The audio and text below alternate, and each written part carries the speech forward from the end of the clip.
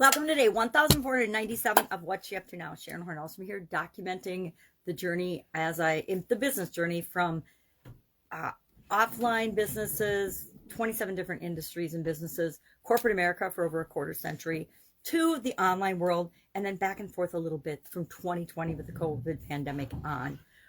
Decided I didn't want to just be online, although there's been this mass exodus from corporate America and from the physical offline world to the online world, as is to be expected. I think one of the main benefits of COVID has been the adoption of technology by people that normally wouldn't even have considered technology, the adoption by businesses of different ways of doing their business than they had maybe even ever imagined, or some had imagined but just hadn't ever implemented because they didn't think the timing was right. Well, COVID made the timing right for a whole lot of changes. I'd never realized how amazing it is to just go online, order your groceries, and have them either delivered to your door or have somebody pick them up for you. Incredibly time saver. Not going into the store once a week or so and spending, an hour plus picking out groceries, wandering up and down the aisles, etc.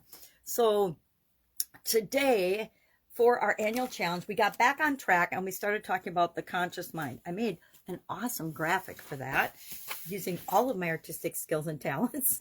This is one that I adopted from originally Bob Proctor, and I think he got the thoughts from Napoleon Hill and Wallace Wattles in Think and Grow Rich and the Science of Getting Rich. So I liked the model because it's super simple. We like simple models. So today we're talking about, for our annual challenge, BU 365-day challenge to do one thing every day that improves us, the conscious mind. And we're going to talk about the subconscious or preconscious mind tomorrow. And then we'll talk about probably the superconscious and the unconscious together. Maybe not. Maybe we'll do a day for each of them. But I like to create models sometimes to make it easier to understand what I'm talking about. And models and frameworks, any way we can make things easier to remember and understand, and usually graphics and a picture, because our brains actually work in pictures. They don't work in words. That's why I think it's fun to remember words are just pictures and symbols, right? So as our letters, etc. So I like to draw out pictures that explain a concept and show it visually so that our brain can make all the associations and then put it away in our subconscious or our unconscious and make it retrievable when we need it.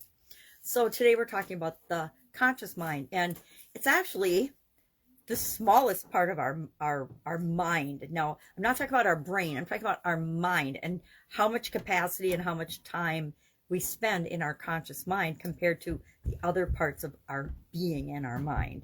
We spend very little, and I didn't look up scientifically how much or percentage, but I would think it's probably under 10% of our actual waking hours are consciously spent, unless of course we are working intentionally to be more conscious, to be more in the present moment, to be more pre-cortex thinking about and being present in what we're exactly doing. The vast majority of what we do is just on autopilot. It has to be, or we couldn't function.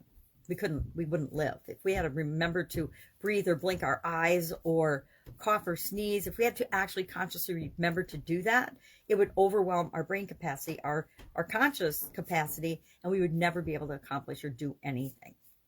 So we talked about that today.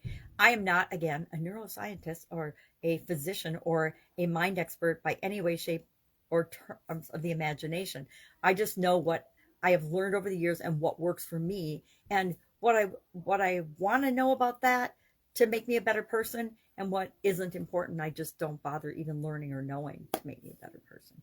All right, that was our annual challenge today. Remember, one little thing every day to improve us in some way. And in the month of March, for this segment, we're focusing on mental well-being, mental health. More mental well-being than mental health, although physical, mental, spiritual, emotional, financial, all can be described as health. I like to say well-being because we want more than just health. We want to be well in all areas and aspects of our life. So our idiom for supersize your business today was at one's wit's end, or to have your wits about you. I'd done at one's wit's end before, or at your wit's end before, so I wanted to mix it up a little bit. So we talked about both and the importance of having your wits about you, at least on the outside, when you're leading and dealing with other people, and that we all sometimes feel like we're at our wits' end, that we've had enough, we're maxed out. That's when burnout starts to happen, if we don't do things to take care of ourselves and make sure that we are recharging our batteries. I didn't even talk about that today, but that's important. So having our wits about us, I mean, again, it's critical that even if we're scared or nervous or struggling on the inside, or in doubt what we show to the people that we're serving and leading, it's important that we know that we're responsible and that we lead in a way that gives people confidence in our ability, that lets them trust and know what to expect from us. Working on, oh my gosh, so much is going on in the background here, so many projects, but focusing in on a couple of projects that I've wanted to do for decades, but I haven't done. So I'm actually, every other day or every day, I've built them into my schedule to work on little pieces of them so that I can make progress on them, even if I'm not spending big blocks of time or taking big blocks of time out of my schedule to have to devote to them. I have learning that if I break things down in little bite-sized pieces in every area and aspect of my life, especially in projects, I get a lot more accomplished than if I think I'm going to knock something out in a weekend. Prime example of that was the annual challenge content idea and structure. I thought I could knock that out in a couple of hours. So I grabbed a calendar and started doing it. And I was like, this is going to take more thought than just, I'm going to wing it with my annual challenge. I need to do something a little more thoughtful, because I don't want to half-ass certain things. Some things, yeah, sure, it's not that important. To me, my annual challenge and what I'm doing to improve myself every day is very, very important. It's my personal development project. So, working on that. If I can help you in any way, ask. Direct message me, Voxer me, ask that question. I don't want anybody to feel like they're stuck and they have no idea what to do next. And sometimes it just takes a minute or two talking to someone else, or going through your situation with somebody else to help clarify what the next thing you need to do is. So I want to be an offer to be that resource for people, for you, if not people, for you, if you need that resource. And you know if I'm talking to you or not. You know if you've been stuck for a while or been struggling with something and you're just not 100% sure what to do. Sometimes you need somebody that isn't close to you, isn't involved in the situation, to bounce it off of in order to get the clarity that you need to move forward. And I want to be that resource for you. All right, that's all I've got today. Have an awesome day. If I can help you in any way, ask. Otherwise, I'll be with you tomorrow just to pop in and let you know what I'm working on, what's working, what's not.